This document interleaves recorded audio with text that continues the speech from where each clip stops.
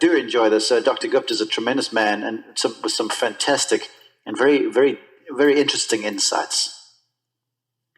It's always a pleasure for me to speak with this man. Dr. Kapil Gupta has been just a blessing in my life and such a source of counsel and wisdom. And it's a great honor for me to have Dr. Gupta agree to put on a weekly segment on the Mark Radio Show. And so, Kapil, Dr. Gupta, it's so good to have you. I appreciate your time. Thank you, Mark. It's wonderful to be here, and truly a pleasure to have the opportunity to do this with you. Well, I guess let's dive right in, shall we? And for those folks that aren't familiar about you and what you do, why don't you give us the sort of whistle-stop tour through Siddha Performance and Dr. Kapil Gupta?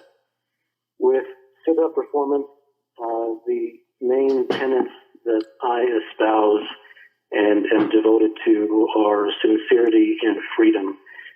Freedom with regard to the fact of not having a bunch of luggage and other sources of interference when one plays his game or applies his craft.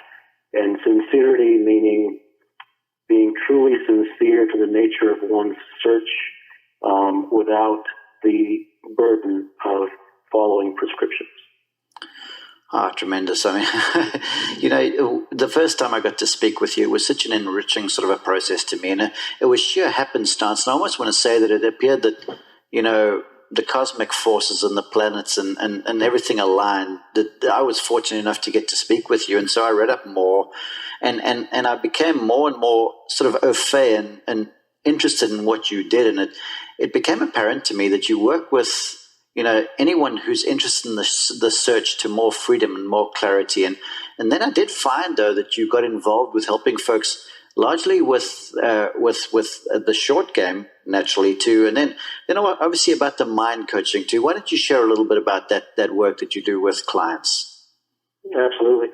The short game I find to be, in my opinion, the aspect of golf that is most closely associated with the mind. I think it is an aspect of golf where one could almost exclusively, I would say about 95%, 5% being relegated towards the details of technique, and 95% of one's focus and priority and allegiance towards how the mind functions. If you apply what you do every single day to brushing your teeth and tying your shoes and opening the door locks and driving your car, I think that is short game. I think if you look at short game in that manner, it comes to you very easily. And I am an experimentalist at heart. I experiment on everything that I do. For the short game, I spent many hours in the pouring rain. I'll never forget these days. In the pouring rain, I love rain, by the way. From the pouring rain, and no one's out there, and I get to be alone with the presence of my own awareness, and things sort of come to me. And the short game, that's how I learned the short game, and that's how I begin to teach it, as opposed to moving away from sort of one's natural reactions toward how the club is supposed to move. I believe that the human body responds to perceptions, and if one plays with the perceptions, he is playing with the club automatically. So that's what I do with the short game. As for the mind, I work with I'm a very bad businessman, to be honest, because I take on very few people, and I almost grill them before I take them on, and not to be unapproachable in any way. It is just that I have to be inspired by the goal, and I have to believe that the person's sincerity is in line with my own. And by sincerity, I don't mean they're being deceptive. What I mean by sincerity is that they truly, truly want to get to the nucleus of the matter, because I'm not here to give tips to anybody. I really want someone who is willing to explore on the journey and say, this is what I want, and I'll do whatever I have to do to get it. And those are the kind of people who align both physically and spiritually with me and what I do. And I find that any human being who works with other human beings whose not only philosophies but almost sense of spirituality are aligned, I think you get a cosmic spark. I think you get alchemy. And that, to me, is inspiring, and that's why I do what I do. Well, I tell you what, you got me thinking the first time we spoke, and I'll never forget, I read one of your discourses. Again, it was by sheer happenstance, and I am always the searcher. You know, I'm a golf instructor by trade, and I'm always looking for ways to help people to get better. And I pitched you a question, and you came back to me in email with a question back, and then I remember finding myself almost thinking, okay, what does this guy want to hear from me in my response? And it was amazing how you, just by your response, which was a question, got me to dig deeper into myself and start to investigate, or not investigate, I guess that's the wrong word, but get in touch with my mind and explore. Exactly, get in touch. Get in touch, explore. That's a beautiful way to put it. And then I saw a quote by you that really captured my attention, and it's something I want you to share with our listeners today, because I'm a coach. Lots of folks are listening to this who have kids that are obviously talented athletes and golfers and players, and you yourself have a very talented young golfer too. I'll let you share more about that later, but you made a statement in one of your discourses, and it struck a chord with me, and I just want to share that. You wrote, Sure. The coach sees through a coach's eyes. His is a world of development and progress, but the child sees through soft eyes. He sees the world in different colors and amorphous shapes. The world is not so clear for him, and this is why it is still beautiful. Could you shed a bit of light on that for me, please? Children and adults live not only in a different generation, they live in entirely different universes. And we as adults are tainted. We are poisoned human beings. And the reason that we are poisoned is because we have lived in a world exposed to poisons for so many years. The child is temporally much more closer to freedom. The ultimate freedom being when he first came into the world. And as a result, he is still virgin in that regard. He is still very much like nature and the trees. And his questions are questions that are born of curiosity, not out of manipulation or ulterior motive. The adults and coaches, I think we're all to blame in many ways in the manner in which we have hampered the development of children. And the way in which we've hampered it is to attempt to develop them. I think that children's development comes best, and children are raised best, not by human beings, but by nature. If you look at all around us, and if you look at how nature handles climate, and nature handles trees, and nature handles animals, and the oceans and the mountains, it does a perfect job.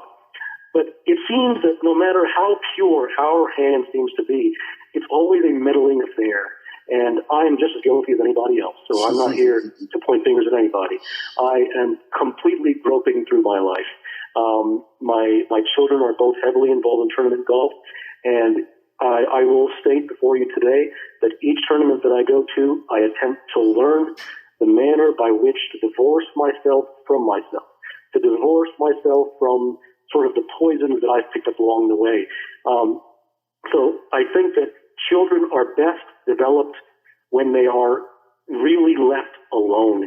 And now, the problem with the English language and all languages, it's sort of like typing on an iPhone with a swollen finger. Okay, it is very imperfect. And so whatever word that I say, it leads people down a certain avenue, and I don't want to lead anybody anywhere. So what I'll say is that when I say that they should be left alone, the automatic sort of response is to say, well, no one should ever teach them, no one should get involved. I don't necessarily mean that. What I like to say is, I would like people to listen to the essence of my words, not the literality of my words. And so the essence being that, Mark, every human being functions according to what he prioritizes most. And what I prioritize most, not because I should, but because I like it, is I am very fearful of killing the ingenuity of the human being. Mm-hmm. And so the question that I ask people, or that I ask myself when I see a person, and particularly children, is to say, what is it about you that I don't want to disturb? And in that process, I find that I am much more afraid to be hands-on than hands-off. I understand. So as an instructor then, I have a bit of a mantra, I guess, for lack of a better term, where I always have this little voice in the back of my head that's screaming at me, whatever you do, don't screw up talent. Is that kind of where you're going with this? Not only talent, but whatever you do, I would say it this way. If I look at a human being, what I want to know is this. What I'm dying to know is this. What do you have that I have never seen before? And by manipulating you, will I kill the possibility of seeing it? And if you look at what's going on in athletics today, it is very much a almost clonal affair of the machines and you introduce a machine to help a person, and you have a coach helping a person, and the person begins to please the coach. Yep. Then you introduce a machine to the person, and the person begins to please the machine. Okay? And that I find is really dangerous because it, in my opinion, begins to then meddle with that unseen magic that I want to see that no one else can produce but you. Oh, you hit it right on the head. I'm fortunate to work on the tour and on the PGA Tour, as you are well aware. Right. There's been the advent of a bunch of mechanical paraphernalia, if you will. We have video cameras, we have launch monitors, and we've got all this stuff. And to your observation, people are more beginning to satisfy the numbers that they're seeing on a computer screen than being true to the athlete and the instincts that they have. And that's how you and I came together. I had written something on Twitter somewhere, and you responded to me going, you're pretty close to being on point. And I remember that resonated with me because it felt like I was this horn just blowing in the mist and no one was hearing me, where it's amazing how we can become so beholden to technology where we give up the true essence of who we are. Am I correct in that assumption? Yes, and I will always come back to, I never want to have someone look at my words as prescriptions, or my words as being how-tos, or my words being shoulds and shouldn't. I think it always returns to the exact same thing, and that is, what does a human being truly in his heart, for good or bad, right or wrong, east or west, what does he prioritize? What is in his DNA? So, for instance, the ultimate field player who ever lived might look at a TrackMan, for instance, and say, I will never touch a TrackMan. Mm-hmm. I don't want to mess up my natural instincts. Yeah. Okay? So that person, he isn't doing that because he should do it. It's in his DNA to be that way. Right? Yeah. So my DNA is to say that I don't want you following a machine. I don't even want you following me. I don't want you following anything. I will come and I might tweak here and there, and even if I'm tweaking that, I'm still afraid that I got to do something. So I'll tweak a little bit here and there, maybe your setup or something. But other than that, I want you to be as natural as humanly possible. Those are the questions that burn at me. Those are the questions that enliven me, is to see what is possible for a human being.